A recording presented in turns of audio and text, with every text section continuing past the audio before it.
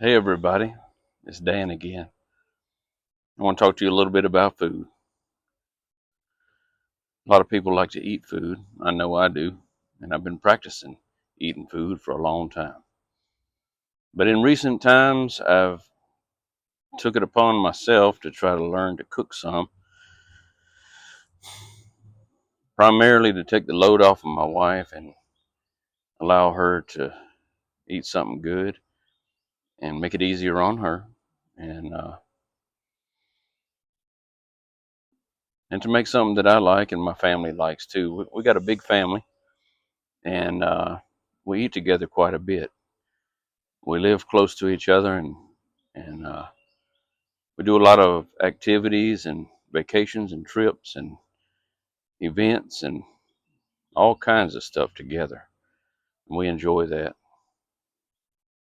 Some people are not blessed to have such a family, and you know, people have crazy people in their family, or dangerous people, or people that might steal from them, or something like that. And we've been fortunate that we don't have that.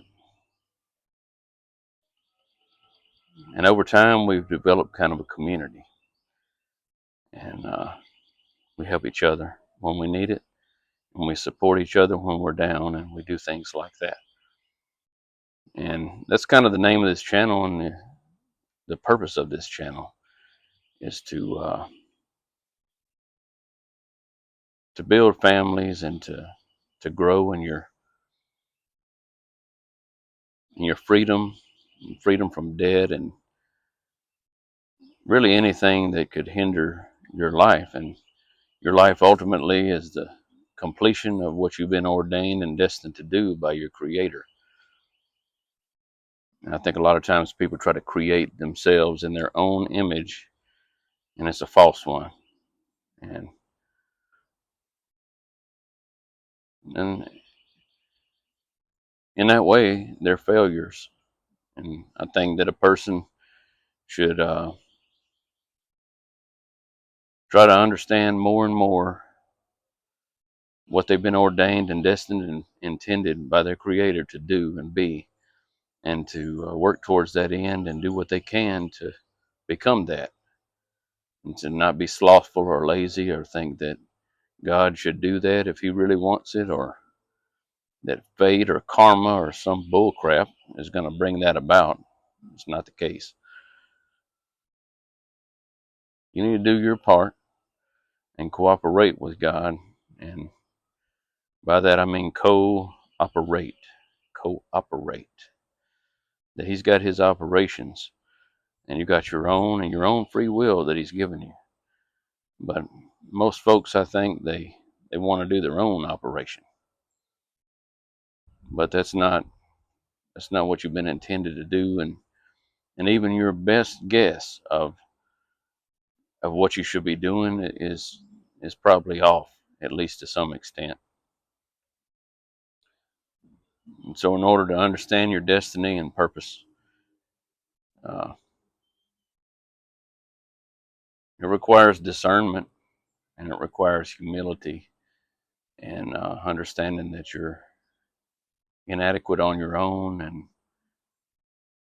and that He placed certain talents and gifts and abilities within you and who you are as a person.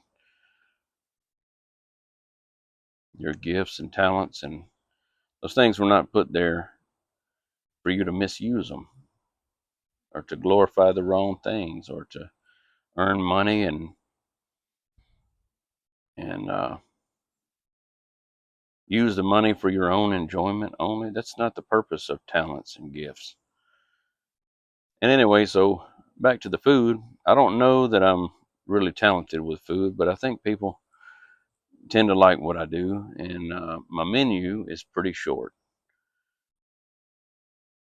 I make a few things, but I think it's good, and everybody likes it. And most recently, an addition to that has been brisket. I'm gonna tell you a little bit about brisket. Brisket is a big piece of meat. It's thick, and there ain't no searing or quick cooking to that stuff is a huge slab, and you got to really take time with it. And a good way to do that is to smoke it. And in order to do that, you need to have a smoker. Now, they got these offset smokers that you've seen traditionally, probably since the Civil War. I imagine they probably had something like that, although it may have been made out of brick back then. And then they had the wood-fired ones that you see sometimes at events, and people are selling that stuff. And in modern times now, they got these pellet smokers, and you can say that's cheating and it's technology or whatever. It's not traditional. I like to do things from scratch and as traditional and as possible, and that means using actual spices in my own blends and those that I know are good, rather than some product that they're trying to sell you that don't really hit the spot, you know. And it means using cast iron and stuff like that. So anyway, brisket is a big piece of meat, and smoking it is a good way to do it. And if you got a pellet smoker or a lump charcoal computer controlled smoker, then it'll regulate the temperature pretty good. I've got one. It's a Char Griller 980. Got it on sale. It was less than half of the price. I found it initially and told my son-in-law about it. Took a picture of it and sent it to him. In our family, we find something that's good. We try to build redundancy in our family, and so I didn't just get one for myself. Actually, they got theirs before mine, but we have redundancy there. Between the two of us and our families, we enjoy smoked meat quite a bit. Brisket, pork shoulders. We smoke burgers, which are ridiculous. Okay. But anyway, so it'll regulate the temperature real good. And the way it does that, it's got a little fan. It's like a little computer fan. And then it's got an outlet and a damper on it. And basically, you set your temperature at the temp that you want, which for smoking is between 250 and 350 degrees Fahrenheit. I'm not sure what that is Celsius. I guess you could call a scientist and ask him or Google it or something. But anyway, if you want to know how to do it, I'm about to tell you. And if you want to play along at home, you could get a piece of paper and a pencil, or like some folks say where I'm from, a pencil. You could do that. But get your write-in stuff ready, and here we go. That's what you do. You go down to the store, and you're looking for a brisket, a whole brisket. It's a commitment now financially, and some folks can't afford it because for a big one, you're going to drop $100. This one here today that I'm going to show you was just under 25 pounds, but it was basically 25 pounds, and it was $106 at Costco. And you can say that's a lot, and I guess maybe it is, and some folks can't afford it. I believe that. But in exchange for your labor and your time, you're going to have a whole lot of food and a whole lot of meat that you can ride on for a few days with your whole family, and you can share with others. And those things are things that we like to do. Like I told you, we like to share things and spend time with our family. Abundance ain't really for you. You can enjoy it, but beyond a certain point, it's just greed or selfishness. It's not anything good. It may require repentance for some people, but we try to avoid that. So you go down to the big box store or the grocery store or wherever it is that you go. In our case, ribeyes and New York strip and things like that. We tend to have better luck at Sam's. But when it comes to brisket, it's kind of hit or miss between Sam's and Costco. And in recent days, Costco's briskets have been better. So you pick it out, and what you want to do when you pick it out now is you got to look at the shape of it. You got to flip it around and take a good look at this thing. Because first off, you're about to commit some money to it, and then you're committing your time too, because it's going to take quite a bit of time to get to where you want to be with a brisket and have it be tasty and enjoyable for all involved. So you want to look at it, and what you don't want is something like this, where it's real fat and huge, like a football or something, and then it comes back to like a teardrop or something real thin out here. That's no good. If you can, and you got to look at them, they might have a few in there, and you need to flip them over. And if you don't see what you like, you better just go ahead and pass on that. And if you're determined to do a brisket, you can go somewhere else and look at what they got, and then kind of make your own estimation and make a call on that. But really, what you're wanting to find, if you can, is a brisket that's it's pretty consistent. Now it's got the point, which is the biggest part, and it's naturally going to be bigger, and the part back here is going to be thinner, of course. But you don't want this stupid teardrop looking thing, because what's going to happen when you smoke it is out here might be kind of dry or something, and then out here it'll be all juicy and tender and just not do what you want. But your meat probe is going to be in the middle of the thickest part of the meat out here at the point somewhere. And that's where you're monitoring what's going on and deciding when to wrap it and or take it out or anything like that. And if you get to that and done in here, and this thing is like a teardrop, this crap out here, it's going to be like sawdust or something. This is no good. You don't want that. So keep looking, and you want one that's pretty well consistent. And if it's pretty well consistent when you handle it and look at it, and then out here it takes to a little teardrop, but up right here it's good. When you get it home, you can cut that part off and kind of square it up. There ain't nothing wrong with that. Lots of folks do that. I do too on occasion. So you get it, and you get it where it's fairly consistent. And in my opinion, you can do what you want, but if you're gonna do it, the bigger and the heavier you can get it, the better off you are, because you're gonna be spending a day really doing that. And if you're gonna do that, you might as well make it worth your while. And so the bigger the better. And if you're scared that you'll mess it up and you've committed this money, or that that it's been a waste or a loss or something, and you're nervous about it, a lot of folks are. When you say brisket, they say, "Ooh, it's a lot of money," and oh man, don't want to be in trouble with the wife if I destroyed $100 and then told everybody it was good and they were chewing through boot leather or something like that. That's no good.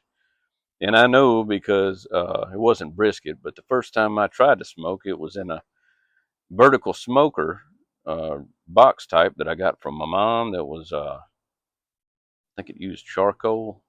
But anyway, man, I took a some kind of piece of pork that I had when we had family over, and I thought that I would try it out for the first time, and I hadn't educated myself or anything, and I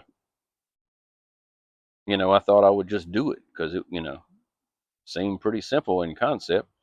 Well, I turned this thing into a meat brick that was like leather or something, really, and it was terrible. And I got a whole bunch of frowny faces right there. So you don't want that. You want to do a good job. You don't want to waste your money. And also, in my case, on that time, I think we were in you know less favorable conditions financially back then, and the waste of that meat was heartfelt by me and my wife, and nobody was mad. But you want your people to enjoy themselves and to have good food. So you get the brisket home. Well, you can let them sit in the refrigerator for a while, and you can get it a couple days in advance, and that's fine. And if you trust your smoker and you've done it some, and it regulates its own temperature well, and you're not worried about it, I suppose that you could set it up and get it going, and then go off and Mickey Mouse around or go to your job or whatever. I don't do that. Now, I like to watch it and make sure everything is going like I plan and like I hope. So, but you get it home and you can get it a day or two in advance. I do my stuff on Saturdays, and and then either late Saturday evening or Sunday we'll have lots of food, and that's good. But you get it home, and then on the brisket itself, there's these big hunks of fat and stuff. It's white. You can see it in that plastic that they wrap it with, and the fat is like some of them. You pick it up and doggone, man, this thing is like some kind of butter ball. And by the time you get cut off all that fat, the volume and the weight of the meat has been reduced, and you're left with less meat than you anticipated, and you got all this fat that you don't really know what to do with. Now, it's not really a loss because you can render that down into beef tallow or fat, and you can put it with eggs and stuff like that. But you're trying to do brisket. You're not trying to get beef tallow, you know. So you get it home, and when you're in the store, you need to look at it. And if it's got some fat on it, of course it will. You're going to have to trim it.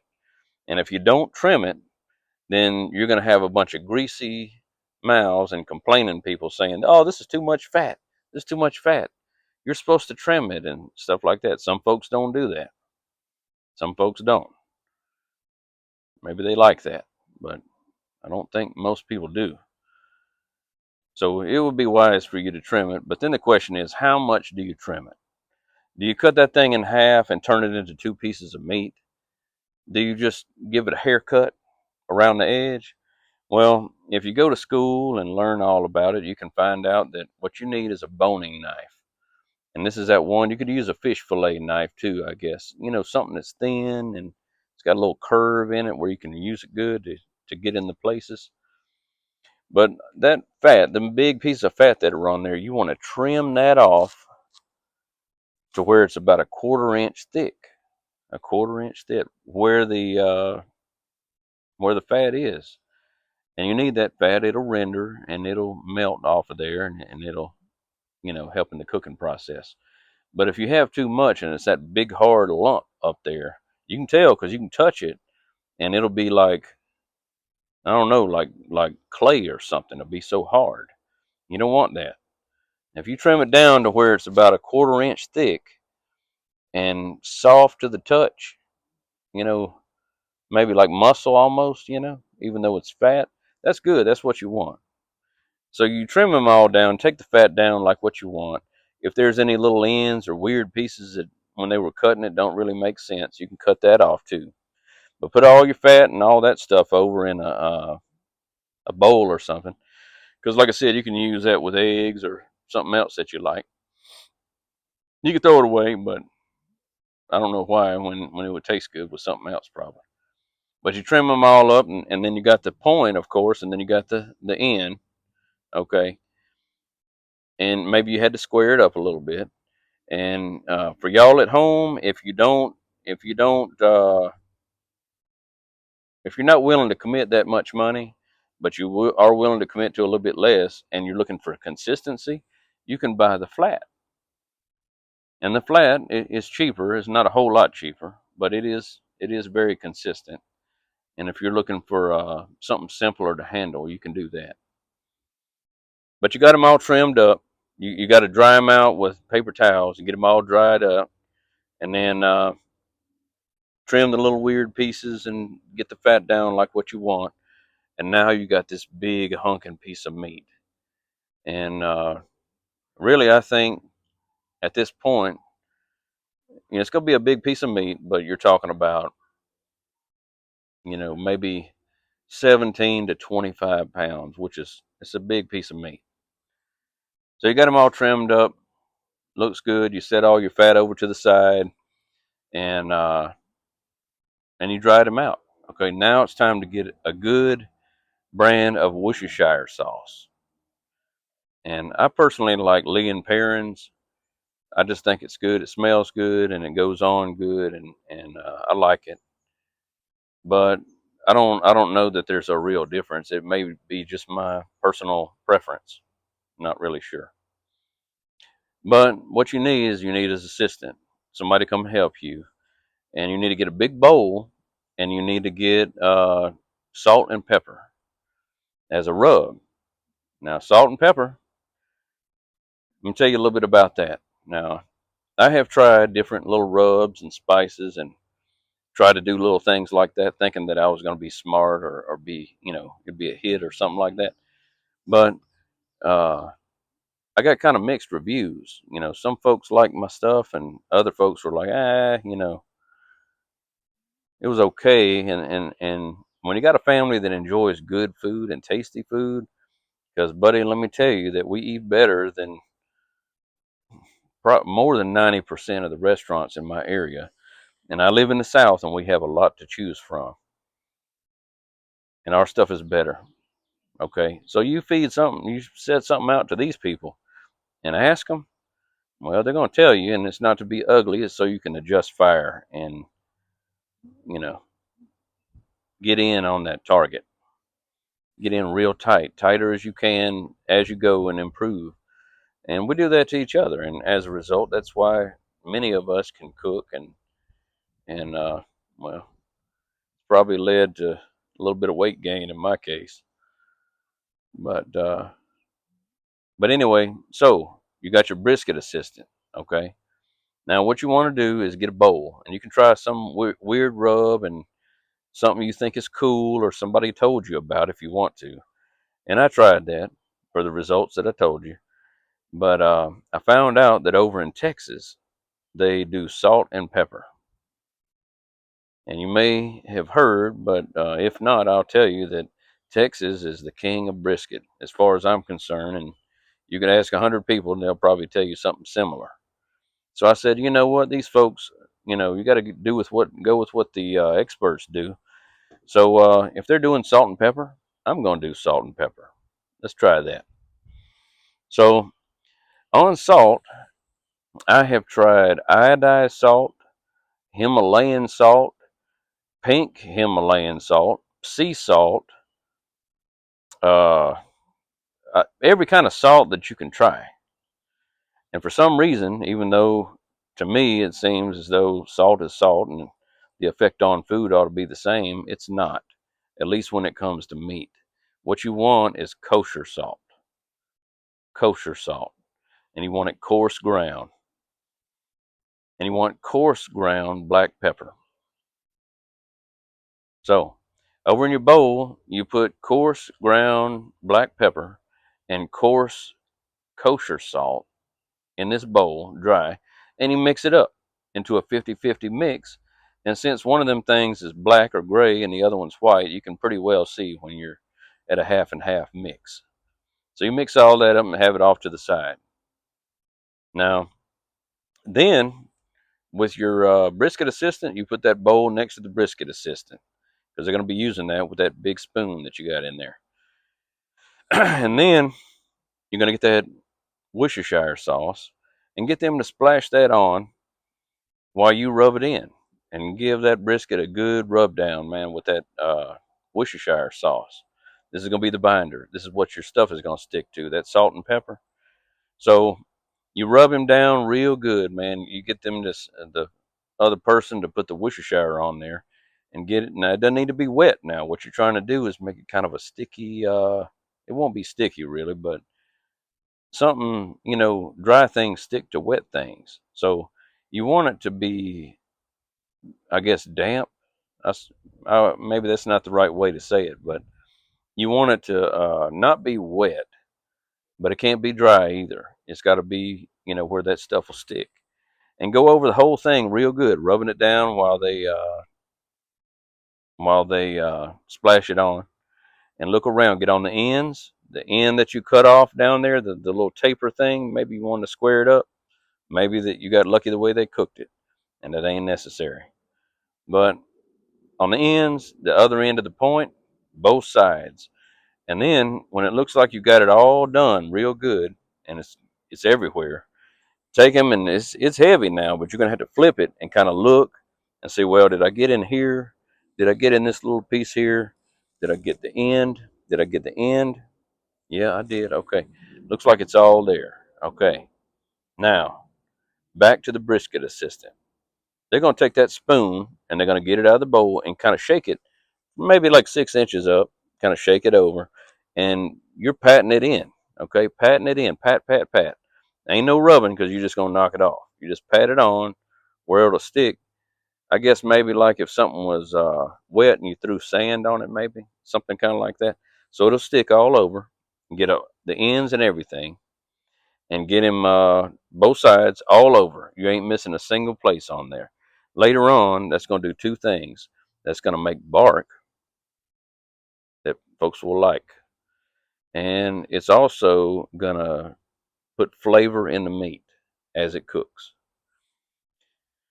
All right, so you got your smoker out there, and in order to smoke, you're looking for 250 to 350 degrees Fahrenheit again.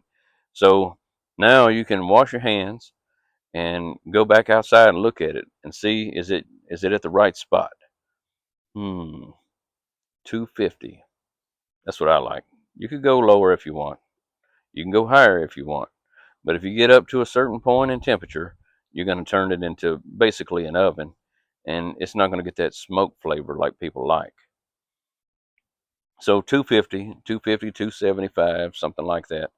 And if you go on the internet and Google it or look at YouTube or something, you'll find people say, "Ooh, man, I smoked mine for 24 hours or 12 hours or some such time like that." And they try to broadcast that like that's a fact. Well, a smoker is a thing that you do outside.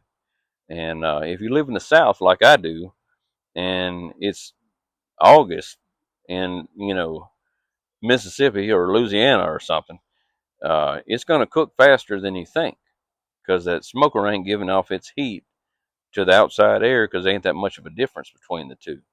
But, if you're in northern Montana and it's 10 degrees with a 30-degree wind chill below zero, it's going to take a long time for that thing to smoke, and you're going to use up more charcoal and all that. So throw out the time. Forget about the time. It's temperature. It's temperature. It's temperature of the smoker, and it's temperature of the meat. So go out there. Yep, 250. Oh yeah, 275, something like that. Okay. Open up the lid. Yep, looks good in there. Close it up. Look at the temperature again. Yep, looks good. Okay, time to go get the brisket. Brisket assistant, need your help. Need you to open the door, raise the lid, and some things like that, and accompany me as I put this thing in the smoker. So here you go. Now you pick it up on the cutting board or whatever it is that you got it on, and you go out and you raise the lid and you put them in there. Try to put it in the center uh, with the point to one end and the flat on the other end. And I put my stuff fat side down. That's the way I do it. Okay. Well, then now your hands are dirty since you're touching it. You go in and wash your hands, and it don't really matter. You close the lid, and that's fine. And you go in and wash your hands, and then come back out, and you got to have a meat probe, and it's a temperature probe, and you can buy one from the store. It's separate, or it may have that function built into your smoker like mine does, which is an advantage. But if it goes bad or something, that's okay. So you take that meat probe and remember the point. Here's the point up here. Okay, you want to stick it into the deepest part of the meat in the center, just like that. So you put them in there, and then you look down there at the temperature, and the thing is probably room temperature, or maybe not too long out of the refrigerator. It might be 50 degrees or something like that. That's fine. But another thing too, when you set them in there in the smoker, be careful that you don't rub stuff and bump into things and drag them on the grill grates there because you'll knock some of your stuff off that you just put. So try to place it in there if you can, and then put your meat probe, and then go off and have a cup of coffee or whatever you're gonna do.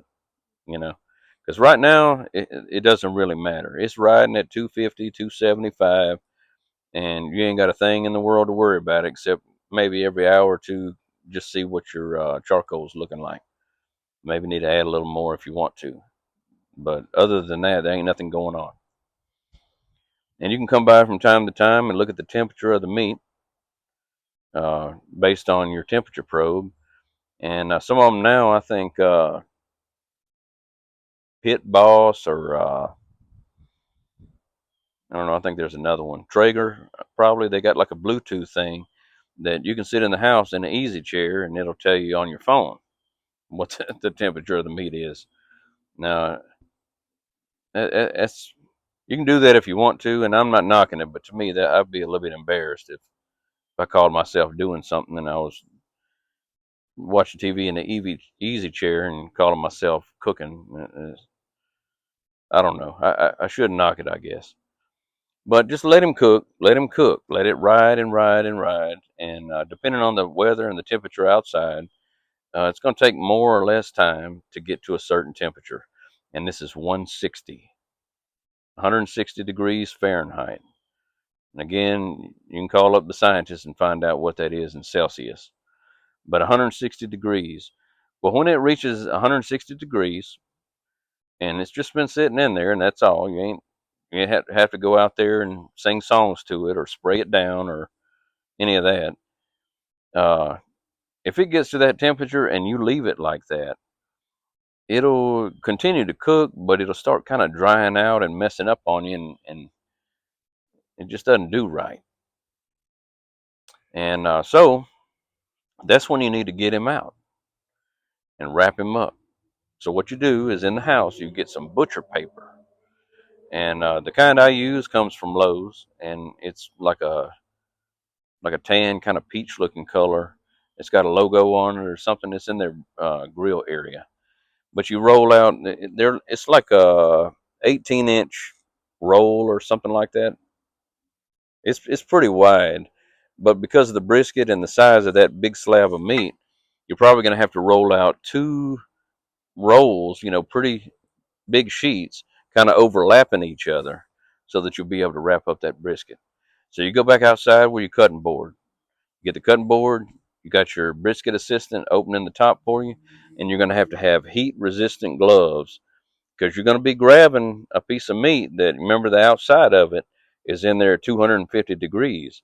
If you're more man than I am, well, you can just grab it up with your bare hands, but I'm not stupid, and I'm not going to do that. I don't recommend you do it. So get heat resistant gloves. You can buy them, or you can do this too if you want to, and just make them. You can get some little cotton mitten gloves, like for girls, kind of, and put leather gloves over the top, and that'll work just fine. But get that brisket, put it on the cutting board, take it inside, set it out on the island, move the brisket over to the butcher paper, and then wrap him up. Wrap him up real tight, tight as you can get it, and then take it back outside and put it back in. Put the meat probe back in the same place as close as you can in the center of that point, and let it ride. Well, again, the time, stop thinking about the time. It's not that, it's the temperature. So let it go until it gets between 195 and 200 degrees. When it gets there, that's when you want to take it out.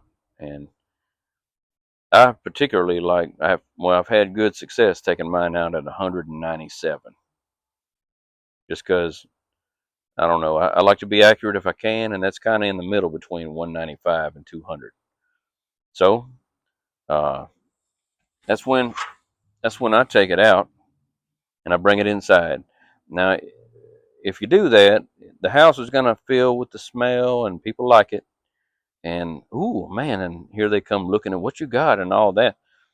Uh, well, the worst thing you can do right now is to unveil the majesty of this thing and take the butcher paper off and let them all cut into it, because the juice will all come rolling out, and the you're going to ruin it, really. Okay. So the same way that you let a steak rest for a period of time, because the juice has been on the outside and you want them to go back to the inside. Well, with a steak, you can let a steak sit for just a few minutes. It's It really ain't a whole lot bigger than your hand, or at least a man's hand. So it don't take that long. But a brisket is a huge piece of meat. Even after it's rendered down, it's still a gigantic slab. So there ain't no 10 minutes or none of that stuff with that thing. You need to let that thing sit on the island for at least 3 hours. Now you can become a scientist if you want to, and get a cooler and all that stuff, and tell stories to it and sing songs and all that. Uh, you can. I don't. I just put it on the island and let it rest for 30 minutes or for 3 hours. And after 3 hours, that's when you open it up. And when you open it up and you start slicing off the pieces, then that's when the critics come. And if you're done like what I told you, they're gonna like it. They're gonna like it good. And also on cutting, what you want is a slicing knife. Which, if you ever seen one of them, it's this long looking knife. It's got a curved end on it, something like that. So if the grain of the meat, I'm trying to show you here on this camera, if the grain of the meat is going like that, you don't want to cut it this way, because then you have these long stringy stuff that people are chewing on and it's hanging up in their throat and all that. You don't want to do that. If the grain is going like this, you want to cut it at a 90 degree if you can, or close to it. And if you did it right and everything's like it should be, you can cut them in cut the slices in like 1/4 inch thick maybe, and you can hang it over your slicing knife and it'll flop down like some dog ears or something like that on a hound dog. That's when you know you did it right. Now, later on, if you want to do that, you can get a meat slicer and slice it up like that and store it. After you cook it, if it's just you and your wife maybe, or a couple of people, and you don't want to eat 25 cotton picking pounds of meat, then you can just slice that stuff up and then freeze it. It'd be fine. You could do that. You can put it in the refrigerator. You can share it with your friends. You can do whatever it is that you want to with it. But it's going to be good. So, quick recap. Pick it out good in the store. Pick it out good in the store. You're looking for 18 to 25 pounds. Pretty consistent in the thickness. And trim it up where it's a 1/4 inch of fat on the fatty areas. Save the fat that you cut off so you can render it down and have, flavor for your eggs and all that. Just set it to the side. Uh, Rub him down with Worcestershire, a good grade, half and half, kosher salt and coarse ground black pepper. In the smoker at 250 to 275 degrees until it reaches a stall, which is 160. 160 at the stall. Take him out, bring him inside, wrap him up, put it back in, put the meat probe back in the same spot. And then, when he rides like that for a little while, whatever time that is, take him out between 195 and 200. Let it set out on the island for 3 hours, slice, and enjoy. I hope your family likes it. Mine does. I hope you enjoy cooking it too and doing something nice for your family. I'm going to show you what this one looks like right now.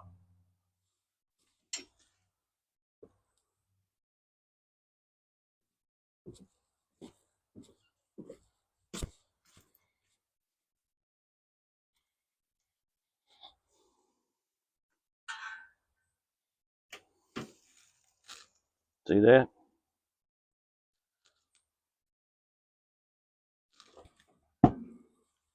Tastes good. Tastes real good. I hope you like it. Goes good with potato salad, but with brisket, if you did it right, it goes good with anything.